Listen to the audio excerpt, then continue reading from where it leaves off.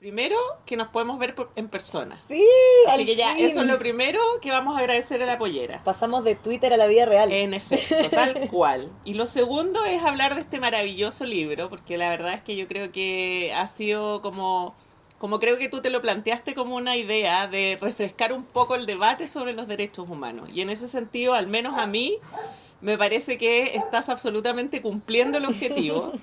Y obviamente la idea es que conversemos de esto, ¿no? Un poco me gustaría partir por preguntarte cómo surge esta idea de escribir esto, de derribar estos mitos, de que tengamos un discurso que, como tú bien dices en el libro, no sea solo propiedad de las abogadas y los abogados.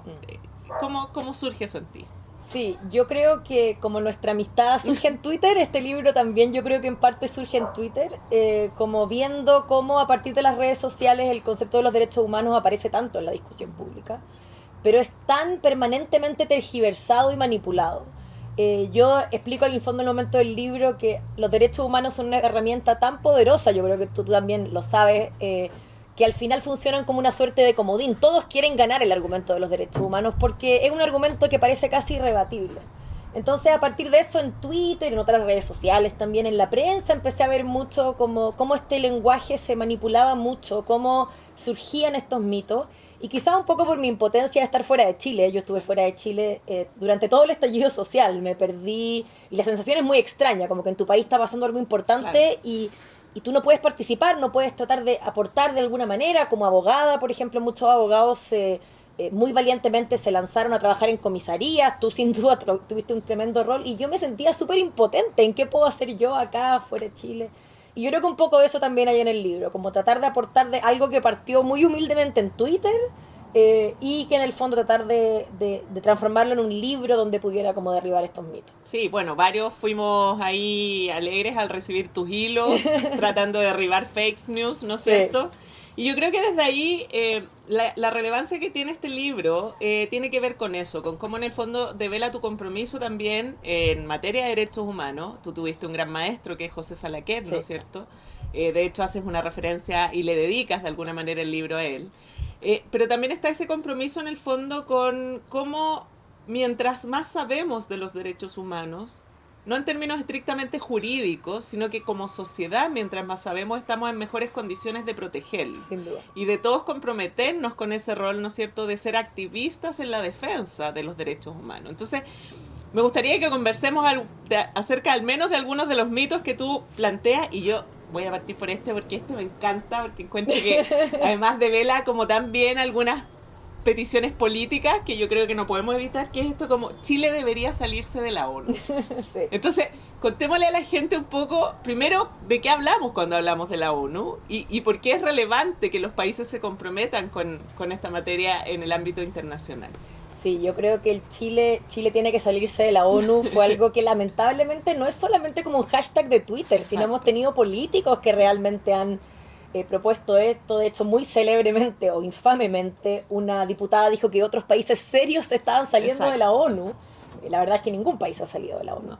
Eh, y claro, lo que hago en el fondo en este capítulo es, acá quizás me sale mi lado de profesora de Derecho Internacional, como tratar de explicar un poquito qué es la ONU, qué es el derecho internacional, que yo creo que como las dos sabemos, tiene muchas cosas muy buenas y muchas Uh-huh. cosas que no funcionan tan bien. O sea, yo creo que también esta panacea de que como que es un sistema perfecto tampoco sirve vender ese discurso. Yo creo que la gente tiene derecho a saber lo bueno y lo malo del sistema internacional, porque creo que así uno con una mirada crítica puede defenderlo de mejor Así manera. es. Entonces uno puede decir como, mira, el sistema internacional, Naciones Unidas, obviamente todos los roles que han tenido distintos organismos de derechos humanos han permitido que avancemos de un mundo donde antes mandábamos a 6 millones de personas a cámaras de gas y nadie hacía nada, Claro. donde la esclavitud estaba permitida, donde la igualdad de la mujer o los derechos de los niños, niñas y adolescentes ni siquiera eran tema. Entonces pasamos a un mundo donde estas cosas están reguladas, por cierto, de manera imperfecta, donde ocurren menos, pero siguen ocurriendo. Y yo creo que esa idea de entender las ventajas, entender lo que nos ha permitido, como llegar a un mínimo, a mí me gusta hablar de un mínimo Sí. civilizatorio, ¿cierto? Como, pero al mismo tiempo entender que sí, que la ONU no va a resolver todos los problemas del mundo y está bien que no lo haga, porque también yo creo que como muy defensora del derecho internacional, yo también creo mucho en los sistemas Obvio. nacionales. Entonces, claro, la ONU tiene cosas muy buenas y no hay que salirse de la ONU, no hay que salirse de la protección de los derechos humanos, no hay que salirse de todos estos tratados de los que nos han dicho que tenemos que salirnos. Pero también hay que darse cuenta que lo importante también está mucho pasando en Chile. Tenemos que proteger a los organismos de derechos humanos en Chile, al instituto, a la defensoría de la niñez, a muchas universidades que han hecho pegas muy importantes en materia de derechos humanos. Entonces yo creo que esa dualidad de entender que es importante, pero tampoco creer que es la solución a todos nuestros problemas, creamos también en nuestras instituciones domésticas.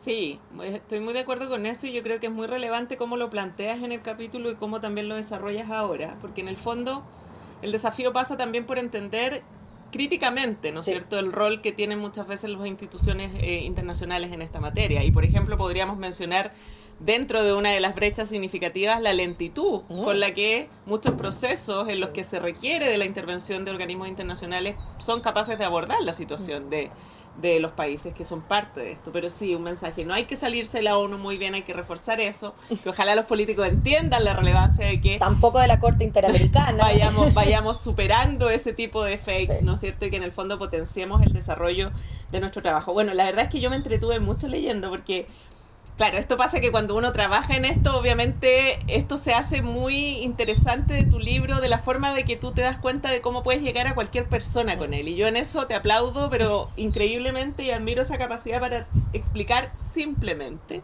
sobre todo siendo abogada, porque tú sabes, Cata, que en nuestra profesión el hablar en difícil es como que virtud, se valora, ¿no? Es una virtud, más sí, que sin cuestionarse. duda. Así que sí. eso, los académicos son renombrados por hablar especialmente en difícil. Totalmente. Así que de todas maneras que eso ya se reconoce. Mira, yo creo que estamos en una realidad país que no puede sino centrarse en algunos de los capítulos que tú desarrollas acá y que tienen que ver particularmente con las violaciones a los derechos humanos. Por razones obvias, en el rol que yo ejerzo me compromete particularmente y como tú sabes, hace poquito lanzamos el informe anual de nuestra Defensoría de la Niñez, donde queda de manifiesto que a lo menos 818 niños, niñas y adolescentes fueron víctimas de violaciones a los derechos humanos. Y en ese sentido me gustaría, Cata, que conversemos acerca de ese capítulo, ¿no? Acerca de qué constituye una violación a los derechos humanos y por qué también esta discusión que suele haber y cómo se trata de empatar, que es el término que yo he usado, la delincuencia común con la violación a los derechos humanos, porque creo que es súper importante que seamos capaces de transmitir y que la sociedad entienda.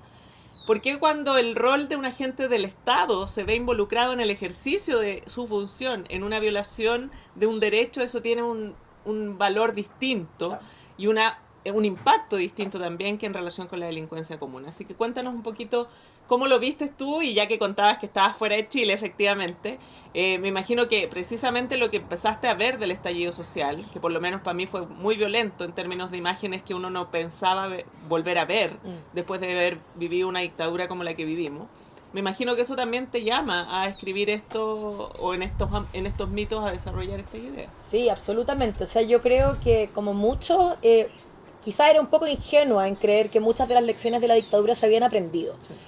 Sin duda hay una minoría en nuestro país que sigue defendiendo la dictadura, pero yo creo que es una minoría, afortunadamente cada vez más pequeña. Y yo tenía la impresión de que habían ciertas cosas, quizás porque también uno siempre se junta con las mismas personas, que está muy mal, uno debería también ser más diverso. Tenía la idea de que habían ciertos mínimos comunes con los que todos estábamos de acuerdo. Y claro, después del 18 de octubre uno vio unas denuncias de hechos que, por cierto, van a tener que ser acreditados judicialmente, pero hay suficientes antecedentes para demostrar que ocurrieron hechos horribles.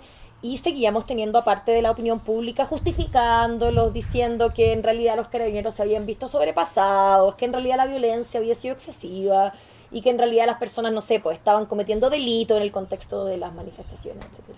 Entonces yo creo que también a mí eso me horrorizó. O sea, las denuncias que hay de malos tratos, las denuncias que hay de violencia sexual en el contexto de la detención, son cuestiones que uno pensaría que ya no ocurrían, y la verdad es que uno se da cuenta que siguen ocurriendo. Entonces, claro, yo creo que precisamente por esto que hablábamos al comienzo, de que los derechos humanos son tan persuasivos, es que todo el mundo quiere empatar con, bueno, pero es que tú violaste los derechos humanos, no, pero es que tú violaste los derechos humanos, pero es que tú violaste, porque nadie quiere decir, bueno, sí, yo violé los derechos humanos, pero en realidad estaba bien, porque al menos hemos llegado más o menos a un acuerdo de que eso no es aceptable. Y ahí surgen los derechos humanos de los carabineros, que es como los derechos humanos de los semáforos. De lo que tú desarrollas en el fondo. Sí, claro. Exactamente. Entonces yo creo que en ese capítulo lo que hago es, se ha repetido mucho los derechos humanos, afortunadamente hay muchos que han dado este mensaje. Los derechos humanos nos protegen del Estado. la violencia de las agentes del Estado. Y yo en el capítulo quise explicar un poco por qué. En el fondo, no solo repetir esa idea, que yo creo que es importante repetirla hasta el cansancio, Sí, claro. Los derechos humanos nos protegen de la violencia estatal, y también, obviamente, no solo eso, sino también tienen un componente económico y social también. Pero para efectos del estallido, ese era el mensaje que importaba, ¿cierto? Pero traté de explicar por qué. Y ahí como que me hice un poco me di el beneficio de ir un poquito más atrás a la historia, porque creo que siempre eso ayuda, ¿cierto? Ayuda a entender un poquito cuál es el fundamento de la institución. Y a propósito de eso, claro, hablar de religión, hablar de filosofía, hablar un poco de historia. Yo no soy experta en ninguna de esas áreas, pero como con una introducción general Sí. que nos permita entender cómo los derechos humanos surgen como un límite al Estado. Y es súper importante, y yo estoy segura, Pati, tú has vivido esto permanentemente, hacer esta distinción no significa defender la delincuencia, no Exacto. significa decir que está muy bien que la gente agreda a carabineros, por cierto que no está bien. Obvio. Por cierto que nosotros no deseamos que se produzca violencia en las manifestaciones.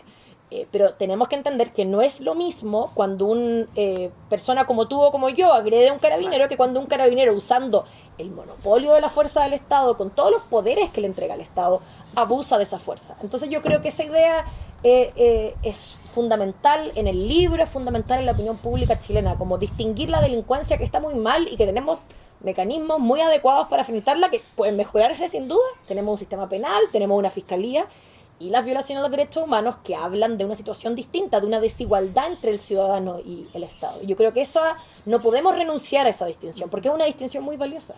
Es imprescindible. Sí. Y yo creo que parte del valor que tiene el texto y como tú lo planteas también es cómo permite a cualquier ciudadano, a cualquier persona de este país, incluso a algún niño o niña adolescente que puede leerlo y entenderlo sin problema, el desafío que tenemos como Estado en el fondo, y particularmente quienes ejercemos un rol público, que yo creo ahí hay un tema que me parece importante profundizar, en el fondo la responsabilidad que tienen quienes ejerciendo un rol de autoridad, particularmente de quienes tienen la posibilidad de instruir un comportamiento determinado a los agentes del Estado, se hacen cargo de responder a esto, ¿no? Y queda manifiesto, y tú lo has visto con los últimos episodios. Yo vengo del juicio Catrillanca, que todavía no termina, que pasó hace 2 años, pero tuvimos el caso Pío Nono, donde volvemos a ver la misma historia, no solo el hecho particular de la agresión de un agente del Estado, sino que lo que viene después de esto, ocultemos lo que pasó, y luego tenemos lo que pasó en Talcahuano hace pocos días atrás, entonces se vuelve a producir esto, y ahí es donde uno se preocupa en términos de cómo tiene que integrarse esta convicción de que los agentes del Estado tenemos que cumplir con exigencias distintas de los que tiene que cumplir un ciudadano común, y que aquello no tiene nada que ver con lo que tú muy bien dices de que los ciudadanos tengan la libertad para andar delinquiendo, para poder agredir a cualquier persona, incluso a los agentes del Estado. Eso no está en ningún punto a la base de eso. De hecho, agredir a un carabinero es un delito bastante grave, entonces por cierto, no es como que no haya protección para ellos. Sí, y en ese sentido también quizás, Cata, desarrollemos como la bajada de lo que conversamos, esto de, y los derechos humanos de los carabineros.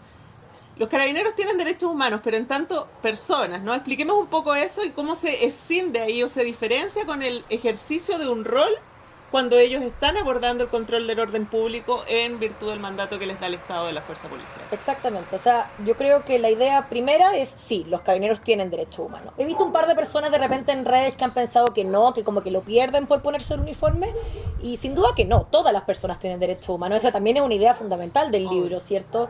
Con independencia de lo que hagamos, con independencia de si cumplimos o no cumplimos la ley, o si somos ciudadanos intachables, si estamos en la cárcel, si somos niños, niñas y adolescentes o adultos mayores, todos tenemos por el derechos. Solo hecho de ser personas. Exactamente. Y eso nunca se pierden, y esa es una idea fundamental, no importa cuál sea nuestro rol. Pero como precisamente los derechos humanos nos protegen del Estado, ¿cierto? Y establecen obligaciones para el Estado, es que es tan importante entender que un manifestante no puede violar los derechos humanos de un carabinero. Pero notablemente el Estado sí podría violar los derechos humanos de un carabinero. De hecho, hubo un ejemplo hace no tanto tiempo, en el fondo, en el contexto que, por ejemplo, el Estado envía a un agente policial sin los resguardos apropiados y lo pone en una situación de riesgo en el cual él no se puede defender. Ahí podría haber una violación de los derechos humanos por parte del Estado, porque no protegió a su agente policial, porque por cierto el Estado tiene algunas obligaciones de protegerlo, de entregarle los implementos adecuados de seguridad, por cierto. Entonces imaginémonos que un carabinero fuera enviado a un contexto violento, por ejemplo, imaginémonos un contexto de narcotráfico, sin chaleco, sin medidas de seguridad. Esa podría ser una violación a los derechos humanos. Entonces no se trata de que no tengan derechos humanos. Se trata que los derechos humanos siempre nos dan cuenta de un rol estatal. Y ahí cuando tenemos que preguntarnos, bueno, ¿es el Estado el que cometió este acto que estamos diciendo? No, fue un particular. Bueno, entonces es un delito y un delito muy grave, sin duda. Pero no es una violación. Pero eso, insisto, y esto es súper importante, no significa que los carabineros no tengan derechos humanos. Sin duda lo tienen, como lo tienen los delincuentes y lo tienen las personas como tú y yo, todos los lectores del libro, todas las personas tienen esos derechos humanos. Mira, y en ese sentido, Cata, por lo menos a mí lo que me ha pasado, de alguna manera yo lo decía cuando te introducía esa pregunta, ¿no? Es que cuando yo asumí este cargo de defensora de la niñez, yo nunca me imaginé verme enfrentada a la observación de violencia estatal tan brutal como la que he tenido que conocer en contra de niños, niñas y adolescentes. Y creo desde ahí que queda manifiesto, y tú podrás compartir o no conmigo, que evidentemente no fuimos capaces de establecer garantías de no repetición post-dictadura, digamos, ¿no? Absolutamente. Y eso tiene las consecuencias que estamos enfrentando hoy día, que por cierto es transversal al tema político. Esto, la verdad es que es una responsabilidad tanto de la izquierda como de la derecha, y no tiene que ver eso con un solo sector. Pero en ese mismo sentido, también surgen voces que tú tratas de derribar también en uno de los mitos, que es como las violaciones de los derechos humanos solo se producen en dictadura. Sí. Nosotros estamos en democracia, por lo tanto acá no hay violaciones a los derechos humanos, ¿no?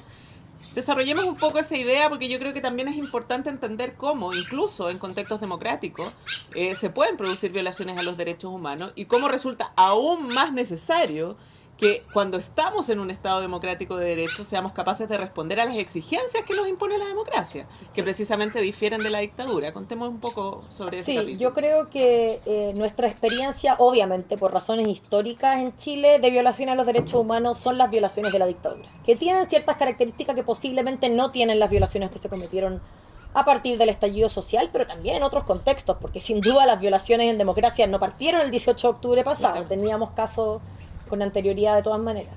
Pero claro, el como estándar que tenemos es el de la dictadura. Entonces nos imaginamos un aparato represivo que tiene permanentemente la intención de destruir toda oposición política, ¿cierto? Que esto va hasta los más altos mandos, que todos participan en la decisión de desaparecer, de matar, de torturar personas. Y alguien podría decir legítimamente, bueno, eso no me calza con lo que está pasando ahora. Uno puede ser muy crítico del gobierno, de la policía, pero probablemente uno no llegaría tan al extremo de decir existe una máquina de represión que tiene por objeto destruir y eliminar y matar y desaparecer a las personas que se manifiestan. Entonces acá, claro, en este capítulo desarrollo esta idea de podríamos hablar de violaciones más graves o menos graves. Quizás nosotros usamos ese lenguaje de manera como coloquial para distinguir distintas formas de violaciones por parte de los agentes del Estado. Pero eso no significa que no sean violaciones a los derechos humanos. La otra vez escuchaba a Francisco Cox, que es un abogado que se dedica a derecho penal internacional, y él decía como cuán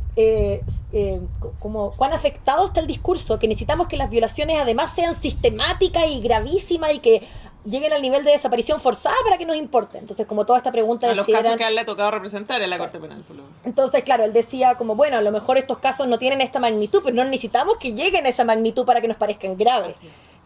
Y todo esto a propósito también esta discusión de si lo que ha pasado en Chile son o no son crímenes de lesa humanidad. Él decía, bueno, aunque no lo fueran, pero ¿por qué necesitamos que sean crímenes de lesa humanidad para tomárnoslo en serio? Obviamente uno puede disentir, yo trato un poco lo que es un crimen de lesa humanidad, obviamente en versión súper simplificada, pero yo creo que hay antecedentes para pensar que sí y que no, y tendrá que obviamente como todo ser determinado por los tribunales. Yo no sería tan radical como el vocero de gobierno que dijo recién, no, acá no hay violaciones, no hay crímenes de lesa humanidad. Bueno, yo creo que hay algunos antecedentes complejos que van a tener que ser evaluados Bueno, yo creo que al economista le falta ahí estudiar un poquito más de derecho para poder hacer ese conocimiento. Pero el punto es que incluso si no lo fueran, yo creo que lo he dicho en otros contextos, yo creo que hay antecedentes que pueden demostrar que los hay, pero incluso si no hubieran crímenes de lesa humanidad, ¿por qué eso hace que no nos importen este tipo de violaciones de los derechos humanos?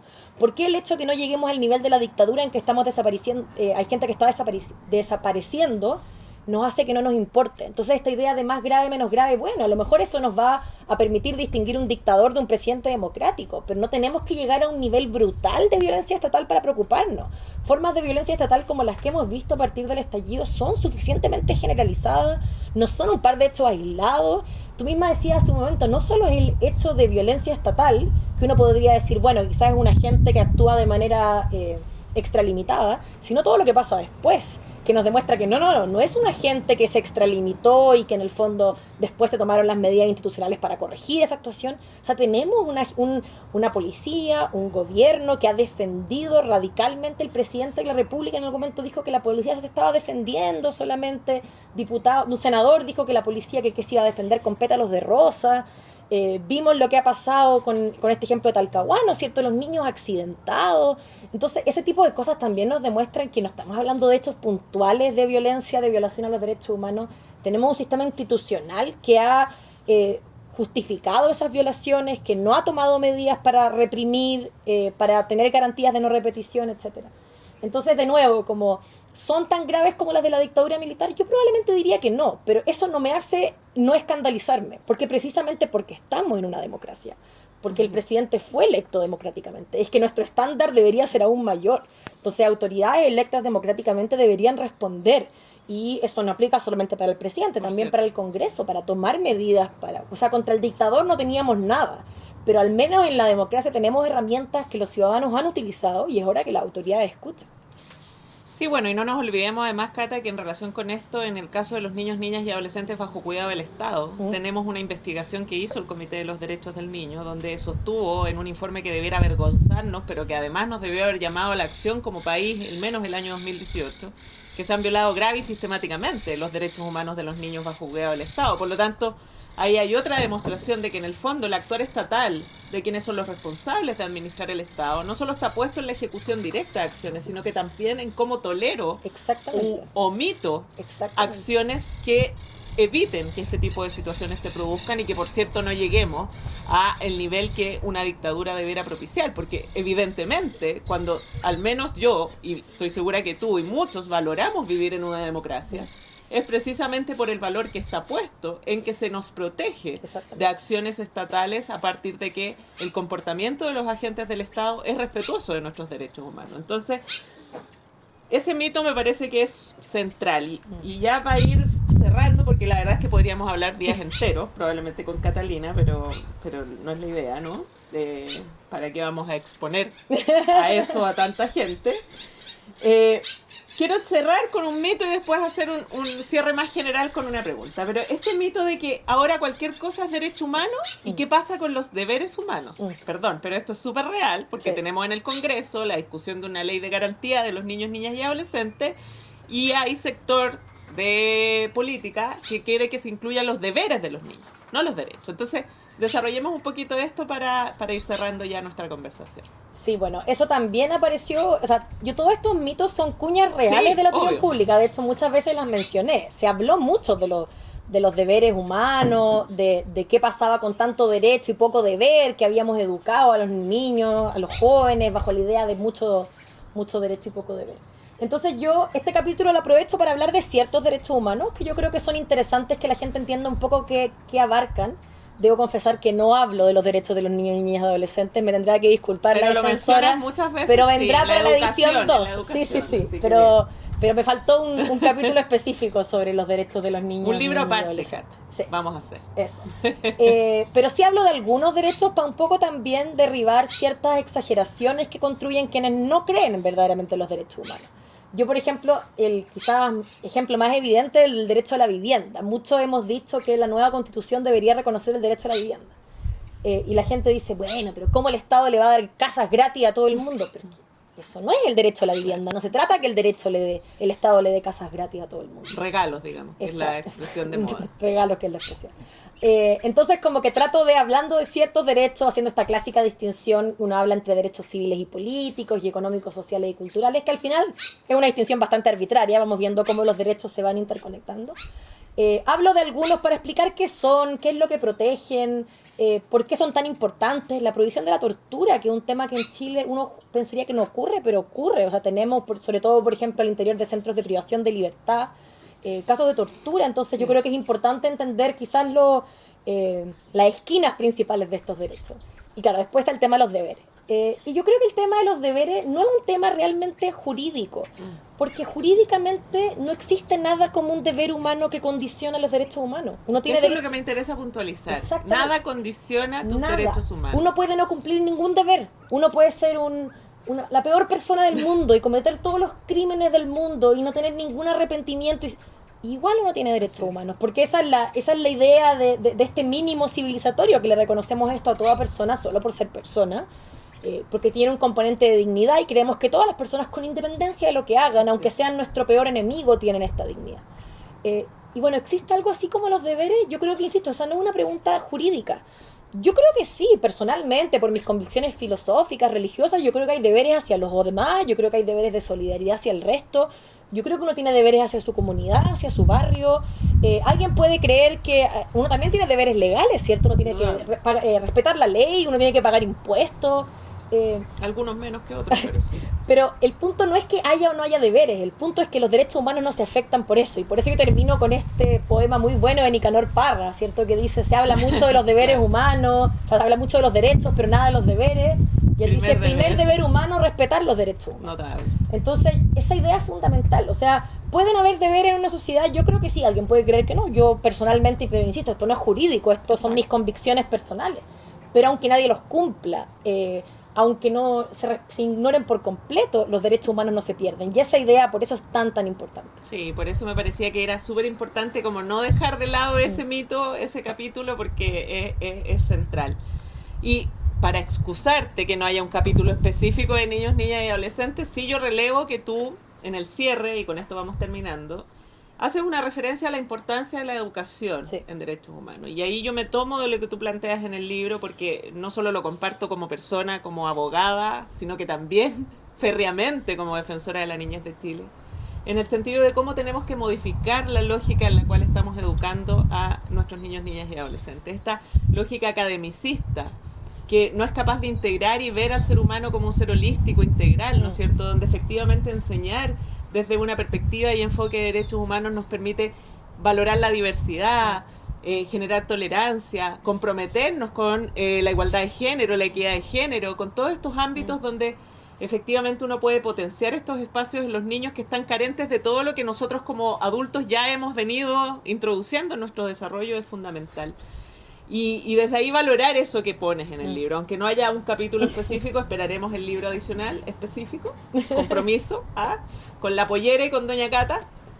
Y quiero cerrar, Cata, con algo que a mí por lo menos no solo me conmueve, sino que me produce un profundo compromiso, que es esto que tú citas, ¿no es cierto?, en el cómo seguimos, cuando citas a tu maestro, que es el profesor Salaquet, dice, no podemos medir esto por los resultados. No. ¿Y sabes por qué me conmueve tanto? Porque a mí me pasa que, siendo una profesional súper orientada a la tarea, en esta nueva función que cumplo, es como la frustración y la angustia muchas veces de no ver que los derechos de los niños son respetados. Y yo digo, llevo 2 años en este cargo y seguimos viendo vulneraciones a los derechos y es como no logro que esto cambie. Entonces, cuando leo esto que tú planteas y relevas del profesor Salaquet de lancemos las flechas, ¿no?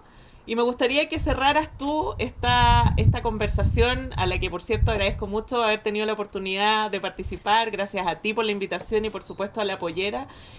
¿Cómo ves tú esto que te transmitió tu maestro y que tú también desarrollas con tanto cariño en tu libro, de que los defensores de derechos humanos muchas veces no vemos los resultados inmediatamente, pero son flechas que lanzamos, que no sabemos dónde caen y que eso va generando un cambio? Sí, yo creo que para mí esa ejemplo que daba el profesor Salaquet siempre ha sido súper inspirador. De hecho, recuerdo muy bien que Verónica Undurraga, la profesora Verónica Undurraga, lo mencionó una vez que le hicimos un libro de homenaje al profesor Salaquet, yo con otro ayudante. Dio de nuevo este ejemplo. Yo creo que eso demuestra el tipo de luchador por los derechos humanos que era él. Él luchaba con independencia de si alguien lo escuchaba o no. Con independencia de si los gobiernos, ¿cierto?, cuando tuvo un rol importante en Amnistía Internacional y luego en Chile también. Y yo creo que es inevitable que los luchadores por los derechos humanos, en los cuales yo todavía no me atrevo a incluirme, yo estoy recién entrando a este mundo, pero como tú, como la gente que trabaja en el Instituto Nacional de Derechos Humanos y todos los grandes activistas por los derechos humanos que hay en este país, se sienten seguramente como pequeños en una lucha de gigante. O sea, lo dices tú, uno lo intenta y sigue pasando y seguimos viendo estas graves violaciones y seguimos viendo justificaciones. Y claro, yo creo que este mensaje de José Salaquet uno lo podría leer como un poco como sin creer en nada, como sin nada de esperanza. Bueno, vamos a lanzar flechas y no van a llegar. Pero yo creo que él lo hacía con esperanza, entendiendo, bueno, algún día llegarán. la flecha mía, la flecha de otro, de alguna manera uno va abriendo camino, poco a poco uno va avanzando, pero uno no puede desmotivarse por el hecho de no lograr resultados de manera inmediata, porque si no la lucha por los derechos humanos se va a acabar muy pronto. Y por eso yo también termino el libro con una llamada de alerta. Este tema no está resuelto. En Chile lo hemos visto. Incluso si logramos avanzar en lo que pasó en el estallido y logramos establecer garantías de no repetición, hay que mantenernos alerta, porque las violaciones a los derechos humanos se siguen produciendo, y no solo por abuso de la fuerza policial, también por otras violaciones a los derechos humanos de los niños, niñas y adolescentes, en la protección de los derechos económicos, sociales y culturales. Entonces yo creo que hay que seguir lanzando flechas, yo creo que hay que seguir intentando este camino sin rendirse. Yo creo que los frutos van a llegar eventualmente, como han llegado. Tú decías hace un tiempo, hace un momento, el sistema internacional es lento, lo es, los sistemas nacionales también lo son, pero yo creo que avanzando con educación de los niños, pero también de nosotros, de los adultos, lograremos eso algún día. Yo estoy convencida que sí. José Salaquet se definía como un idealista sin ilusiones. Yo creo que algo de eso hay en todos los defensores de los derechos humanos. Tenemos muchos ideales, pero no tenemos tantas ilusiones porque sabemos que se viene difícil. Así además se llama el libro que sacaron recién. Pero yo creo que es muy bonita esa imagen del defensor de los derechos humanos. Muy idealista, pero sin ilusiones, entendiendo que la lucha no se ha acabado todavía. Así es, no culmina. Bueno, y por eso, como este es una gran flecha, porque yo así lo definiría citando al maestro Salaquet, creo que ojalá todas las personas en este país accedan y lean tu libro, que es una maravillosa forma de introducirnos a los derechos humanos para cualquier persona, incluso para los niños, niñas y adolescentes, y que de esa manera sea un espacio de educación más, donde, como tú también dices y te comprometes muy claramente, generemos una cultura de derechos humanos. Yo creo que si logramos eso en este país, efectivamente esas flechas van a llegar en terreno fértil. Y yo la verdad es que también soy una luchadora, creo que la ilusión no es algo que descarte y tampoco el optimismo, a pesar de las frustraciones que uno vive.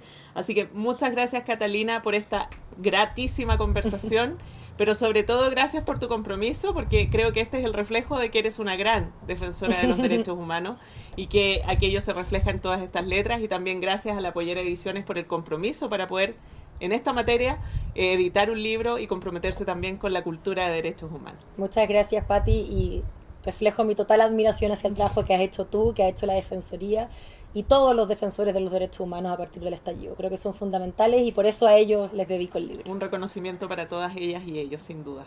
Muchas gracias. Gracias.